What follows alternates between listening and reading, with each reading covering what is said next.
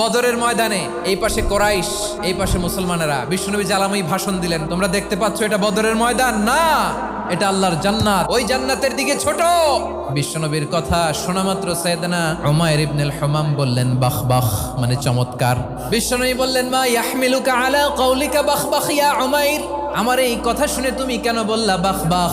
ইয়া রাসূলুল্লাহ, আপনার এই কথা শুনে আমি বড্ড খুশি হয়েছি, আর আমি প্রত্যাশা করছি আমি যদি ওই জান্নাতের মালিক হতে পারি তাহলে কতই না ভালো হতো। সুবহানাল্লাহ বলেন। বিশ্বনবী বললেন উমাইর আনতা মিন আহলিহা, তুমি ওই জান্নাতের অধিবাসী, তুমি জান্নাতি। উমাইর চিন্তা করলেন আমি জান্নাতি, নবীর মুখ দিয়ে যখন বেরোইছে ওই জান্নাতে তো আমার ঢুকতেই হবে, কিন্তু হাতে 3টা খেজুর খেয়ে যদি জিহাদের ময়দানে যাই তাহলে জান্নাতে যেতে তো দেরি হয়ে যাবে।